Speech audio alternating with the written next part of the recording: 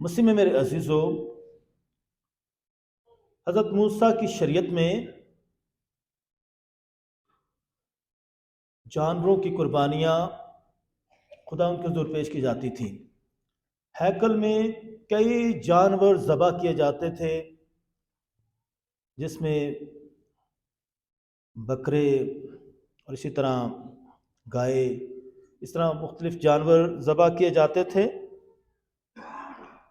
اور ان کو ذبح کیے جانے کا مقصد گناہوں کا کفارہ پانا ہوتا تھا کہ اس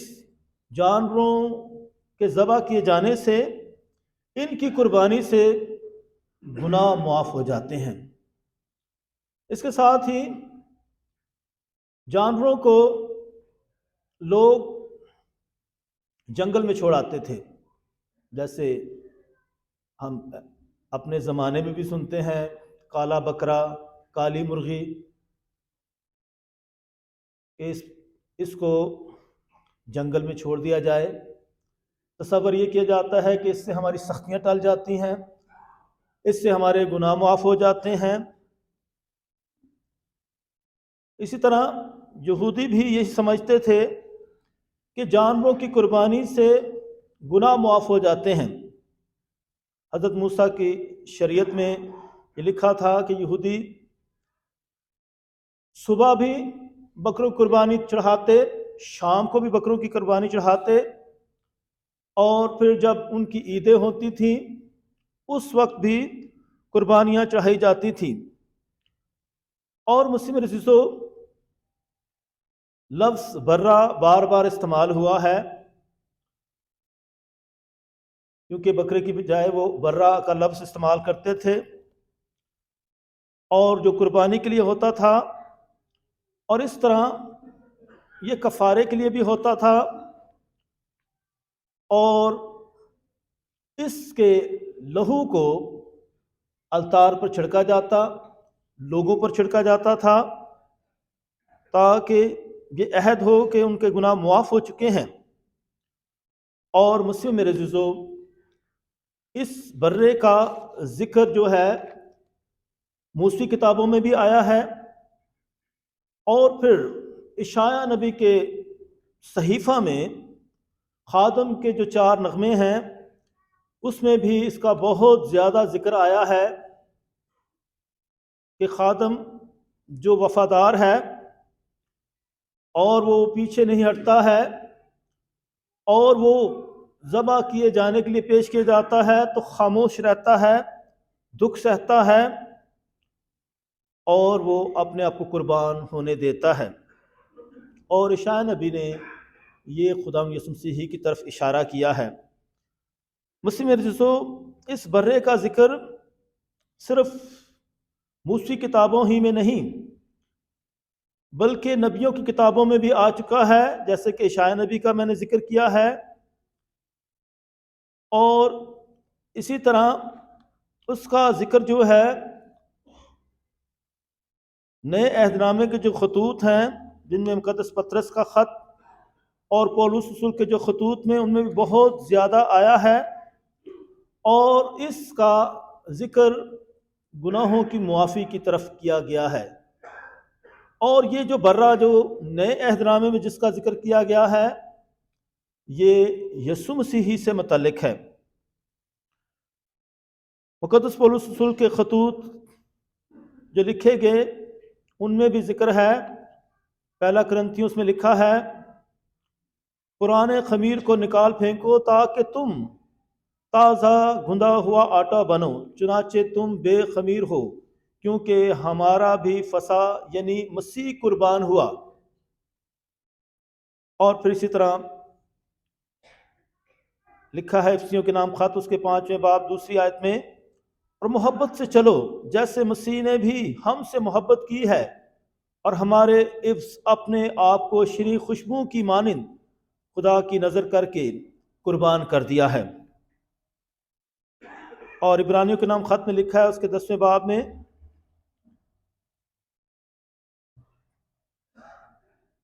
کہ خدا کو موسیٰ شریعت کی قربانیاں جو جانوروں کی قربانیاں تھیں اور ان کے لیے تصور کیا جاتا تھا کہ ان کے دینے سے گناہوں معاف ہوتے ہیں، وہ پسند نہیں آئیں، اور خدا نے ایک بدن تیار کیا جو جانوروں کی قربانیوں کی جگہ قربان ہو اور سب کے گناہ معاف ہو جائیں۔ اور مسلم رسول سب کے گناہ، صرف چند لوگوں کے نہیں بلکہ سب کے گناہ کی بات کی گئی ہے، تمام دنیا کے گناہ معاف ہو جائیں۔ اسی لیے مقدس یوحنا نے بھی اپنی انجیل مقدس میں جو بیان دیا ہے، جب یسوع مسیح یوحنا استباغی سے استباغ لینے کے لیے آتے ہیں تاکہ شریعت کو پورا کریں، تو اس وقت بھی اس نے یہ بیان دیا کہ یہ ہے خدا کا برہ جو جہان کے گناہوں کو اٹھا لے جاتا ہے۔ اس طرح مسلم رسول اس برے کا ذکر بار بار آیا ہے، دکھ اٹھانے کے حوالے سے، مصیبتیں اٹھانے کے حوالے سے، قربان ہونے کے حوالے سے، کفارہ دینے کے حوالے سے اور گناہ معاف کرنے کے حوالے سے۔ لیکن یہ جو برہ ہے، یہ جو قربانی دیتا ہے، یہ بے معنی نہیں ہے، اس سے گناہ معاف ہو جاتے ہیں۔ اور مسلم رسول پولس رسول فرماتے ہیں کہ اس کی قربانی سے موسوی شریعت جو ہے ہم اس سے آزاد ہو جاتے ہیں، کیونکہ لکھا ہے کلسیوں کے نام خط میں اس کے پہلے باب میں، اور اس نے تمہیں بھی جو گناہوں اور اپنے جسم کی نامختونی کے سبب سے مردہ تھے اس کے ساتھ زندہ کیا، اور اس نے ہمارے سب گناہ بخش دیے، اور اس نے حکموں کی وہ دستاویز مٹا ڈالی جو ہماری بابت اور ہمارے خلاف تھی، اور اسے کیلوں سے صلیب پر جڑ کر سامنے سے ہٹا دیا۔ اس طرح مسلم رسول ان حوالہ جات سے یہ ثابت ہوتا ہے کہ خداوند یسوع مسیح نے دکھ اٹھائے، یسوع مسیح مصلوب ہو گیا اور یسوع مسیح قربان ہو گیا، اور اس قربانی سے ہی ہم نے نجات پائی ہے، ہمارے گناہ معاف ہوتے ہیں۔ عبرانیوں کے نام خط میں بھی لکھا ہے، اس کا دوسرا باب 17ویں آیت میں،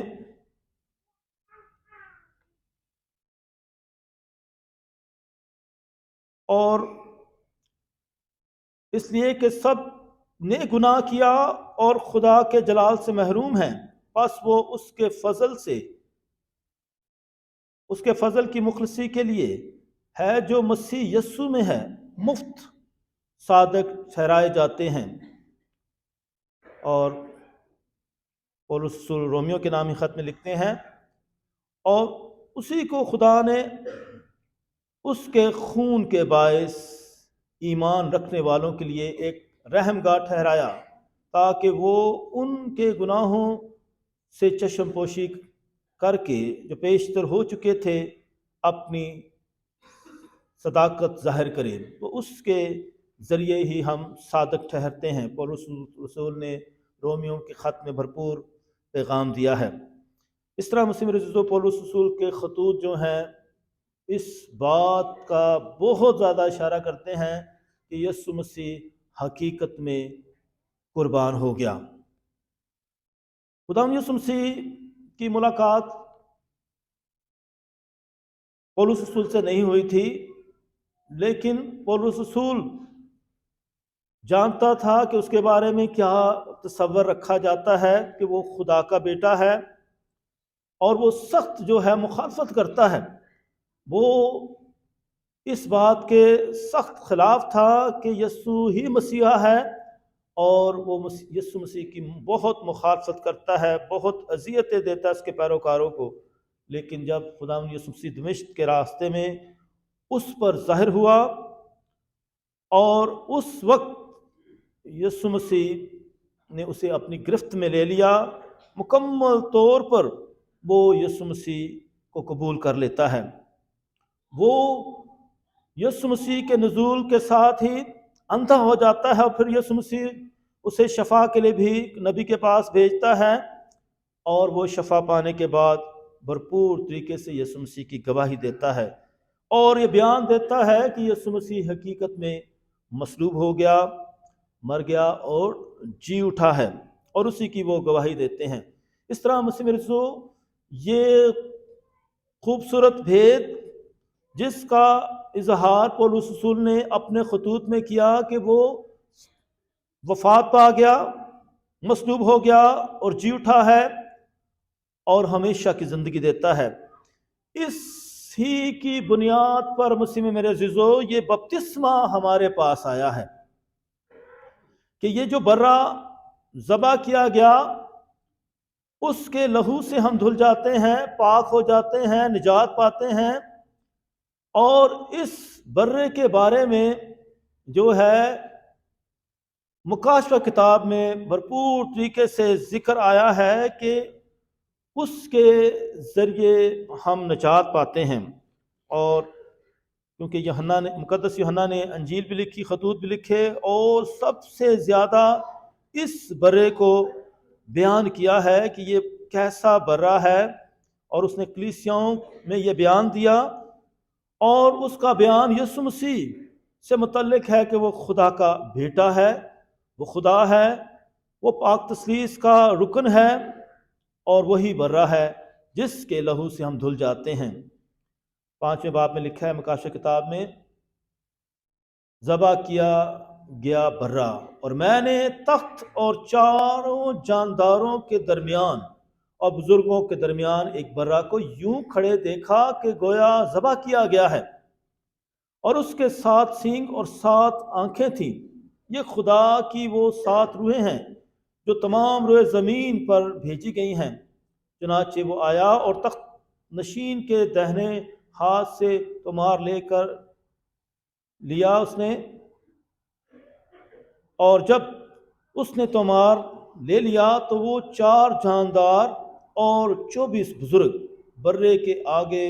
گر پڑے، اور ہر ایک کے پاس ایک ایک بربط اور خوشبو سے بھرے ہوئے سونے کے پیالے تھے، یہ مقدسوں کی دعائیں ہیں۔ اور انہوں نے ایک نیا گیت گایا کہ تو ہی اس لائق ہے کہ اس تمار کو لے اور اس کی مہریں توڑے، کیونکہ تو ذبح کیا گیا ہے اور اپنے خون کے ذریعہ سے ہر قبیلے، ہر زبان، ہر امت اور ہر قوم میں سے خدا کے لیے خریدا ہے، اور انہیں ہمارے خدا کے واسطے بادشاہی اور کاہن بنا دیا ہے، اور وہ زمین پر بادشاہی کریں گے۔ مسیح میں رزو یہ 4 جاندار 4 انجیل نویس ہیں، اور پھر لکھا ہے، پھر میں نے نگاہ کی اور تخت اور ان جانداروں اور بزرگوں کے گردا گرد بہت سے فرشتوں کی آواز سنی، جن کا شمار لاکھوں لاکھ اور ہزاروں ہزار تھا، اور یہ بڑی آواز سے کہتے تھے کہ برا جو ذبح کیا گیا ہے وہ اس لائق ہے کہ قدرت اور دولت اور حکمت اور قوت اور عزت اور تمجید اور حمد پائے۔ اور میں نے ایک مخلوق کو جو آسمان پر اور زمین پر اور زمین کے نیچے اور سمندر پر ہے اور جو کچھ ان میں ہے یہ کہتے سنا کہ تخت نشین کی آواز، تخت نشین کی اور برے کی برکت اور عزت اور تمجید اور قوت ابدالآباد تک رہے۔ اور چاروں جانداروں نے کہا آمین، اور بزرگوں نے گر کر سجدہ کیا۔ مسیح میرے عزیزو، مکاشفہ کی کتاب ایسی کتاب ہے جس میں خدا یسوع مسیح کو سپر پاور پیش کیا گیا ہے، بہت زورآور، بہت طاقتور، تمام دشمنوں کو شکست دے گا، خدا کی بادشاہت قائم کرے گا، اور بہت زیادہ برے کا لفظ استعمال ہوا ہے کہ یہ برا فتح حاصل کرے گا، اس کی فتح ہوگی، اور کیونکہ یہ ذبح ہو کیا گیا ہے، اس نے قربانی دی ہے، اس نے مصیبتیں سہی ہیں، اور اسے اس کا اجر ملے گا۔ مسیح میرے عزیزو، ہم نے یہ تو جان لیا کہ یسوع مسیح قربان ہوا ہے، اس نے لہو بہایا ہے، اس نے ہمارے لیے کفارہ دیا ہے تاکہ ہمارے گناہ معاف ہو جائیں۔ یہ گناہ ہوتے رہتے ہیں، ہم گناہوں میں گرتے رہتے ہیں، اور جو گناہ یسوع مسیح سے پہلے لوگوں نے کیے، یسوع مسیح ان کے لیے بھی کفارہ دیتا ہے تاکہ ان کی بھی معافی ہو جائے۔ یقیناً ان کے لیے بھی دعائیں کی جاتی ہیں کہ جن کے گناہ جو ہے، ذکر بھی آیا ہے کہ وہ نوح کے زمانے کی جو روحیں تھیں، ان کی یسوع مسیح ان کی آزادی کے لیے بھی جاتے ہیں، ان کو آزاد کرتے ہیں۔ اور اس طرح مسیح میں یسوع مسیح کے دور میں بھی جو گناہ ہوتے تھے، یسوع مسیح اس کے بارے میں منادی کرتے ہیں، یوحنا اصطباغی بھی منادی کرتے ہیں، لوگ توبہ کرتے ہیں، معافی مانگتے ہیں، اور یسوع مسیح اشارہ کرتے ہیں کہ میں تو تمہیں جو ہے پانی سے بپتسمہ دیتا ہوں، لیکن جو میرے بعد آتا ہے وہ تمہیں آگ اور روح سے بپتسمہ دے گا، آگ اور روح سے۔ اور اس طرح شاگردوں نے بھی اسی منادی کو جاری رکھا، اور ابھی بھی یہ منادی کی جاتی ہے۔ تو مسلم میرے عزیزو، ہم اسی برے کی منادی کرتے ہیں، اسی مسیحا کی منادی کرتے ہیں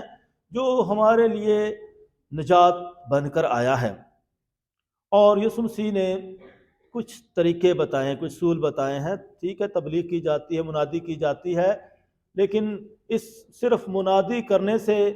گناہ معاف نہیں ہو جاتے ہیں جب تک کہ کوئی اسے قبول نہ کرے، توبہ نہ کرے، معافی نہ مانگے اور اپنے آپ کو اس کے سپرد نہ کرے۔ پھر یہ سلسلہ بھی جاری ہے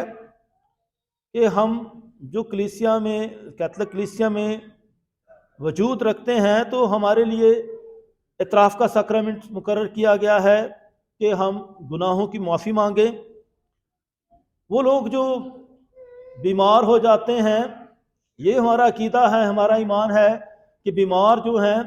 وہ جب پاک شراکت لیتے ہیں تو ان کے بھی گناہ معاف ہو جاتے ہیں۔ اور کلام مقدس میں لکھا ہے جب تم میں سے کوئی بیمار ہو تو کاہنوں کو بلائیں تاکہ ان پر ہاتھ رکھیں اور دعا کریں، تو اس سے ان کے گناہ معاف ہو جاتے ہیں۔ جب بیماروں کا سیکرامنٹ دیا جاتا ہے، اسی طرح جب پاک شراکت بھی دیتے ہیں تو گناہ ہمارے معاف ہوتے رہتے ہیں۔ تب اس کے لہو ہم پیتے ہیں، گناہ معاف ہوتے ہیں۔ لیکن جب ہم بپتسمہ لیتے ہیں تو اس وقت کون سا گناہ معاف ہوتا ہے؟ یہ سارے گناہ نہیں معاف ہوتے جن کہ سمجھتے ہیں کہ ہم نے بپتسمہ لے لیا تو اب ہمارے گناہ معاف ہو گئے، ہم نجات پا جائیں گے۔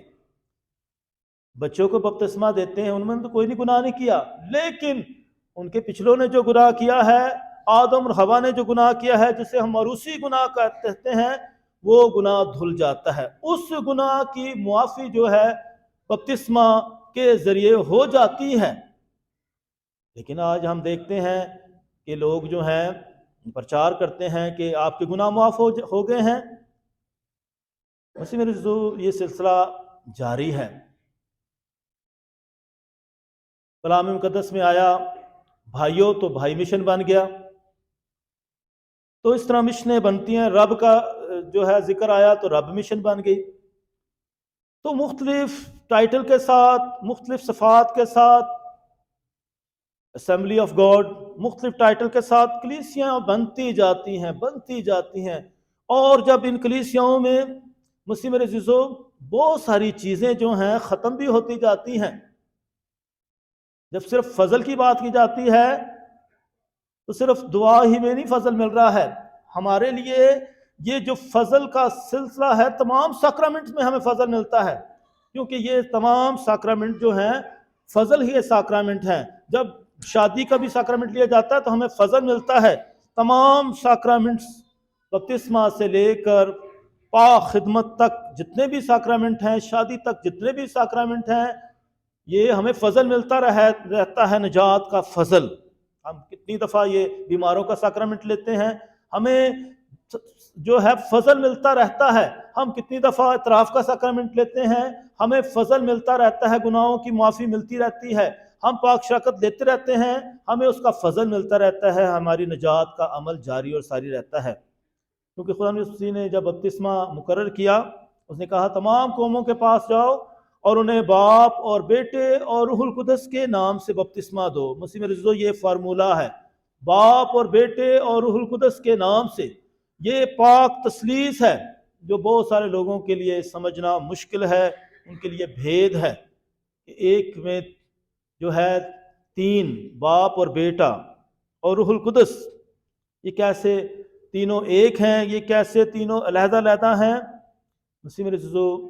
یہ بہت بڑا بھید بھی ہے، ڈوگما بھی ہے، مسٹری بھی ہے، اور یہ ہمیں ملتا ہے۔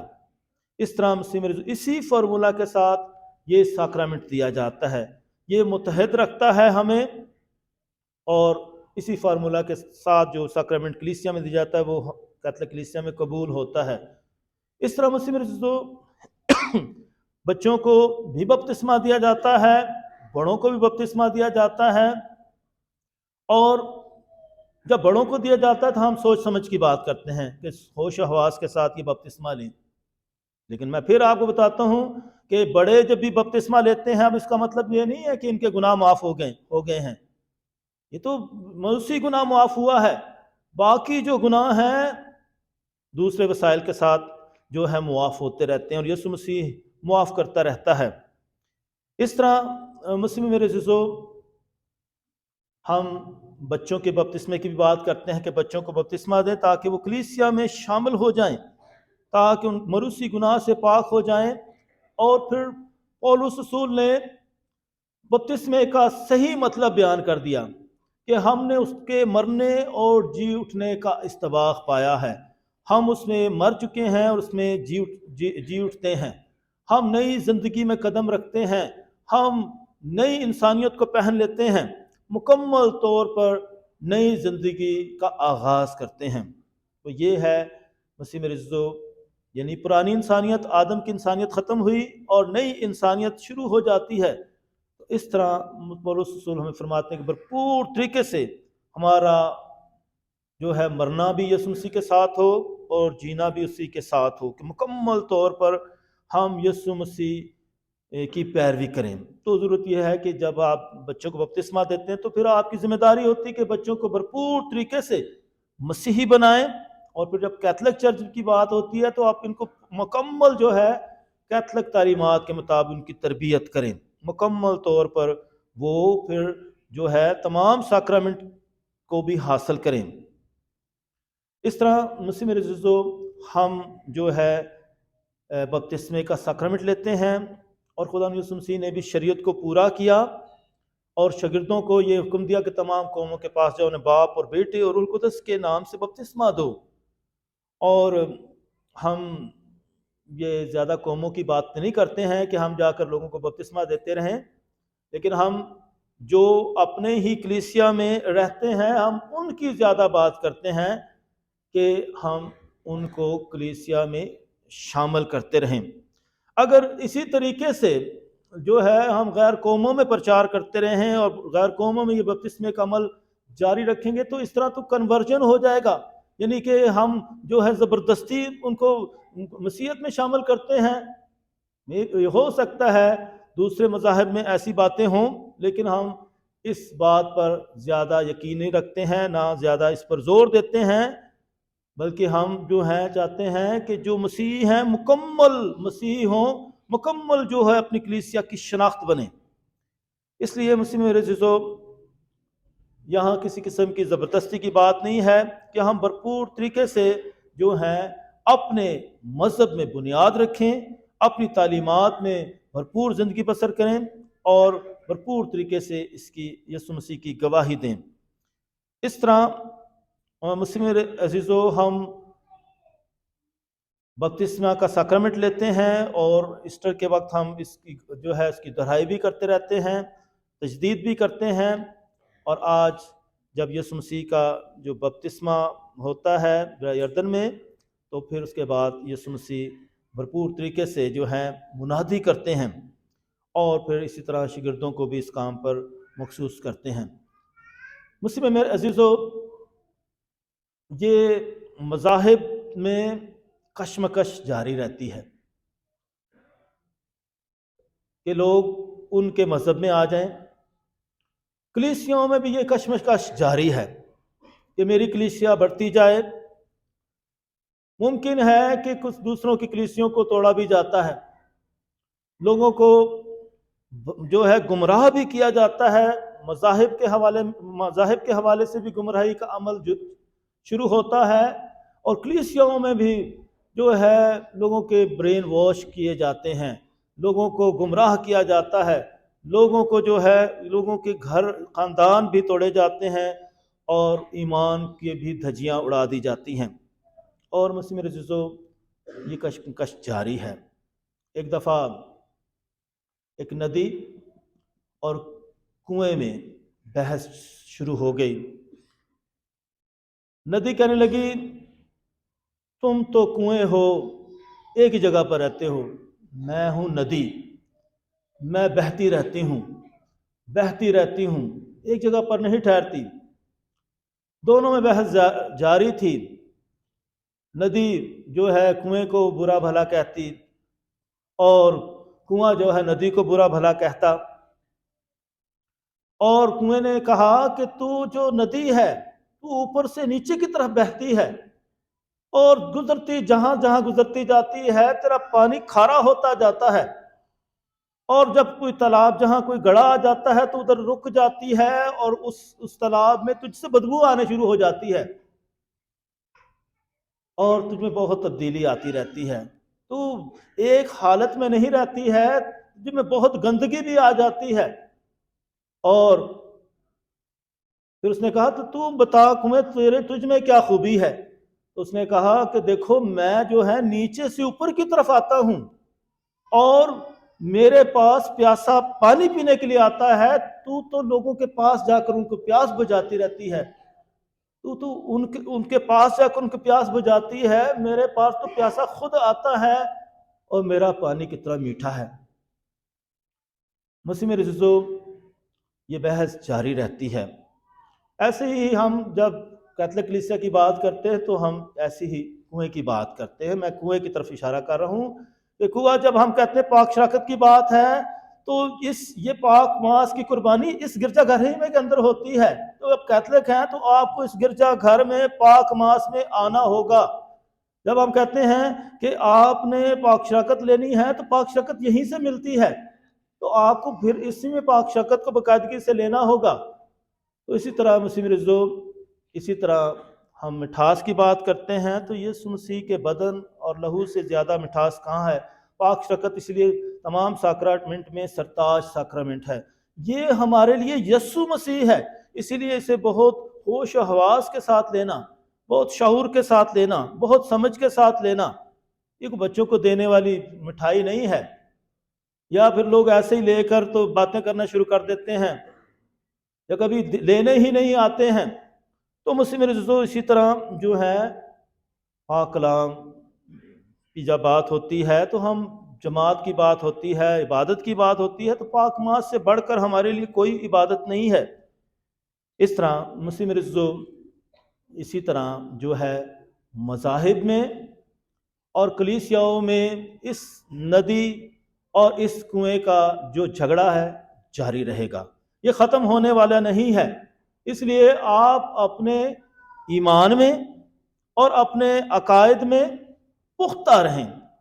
پاک تثلیث کا جو بھید ہے ہمیں پتہ ہے، ہم جانتے ہیں، ہم اس کو سمجھتے ہیں، ہم نے اس پر قائم رہنا ہے۔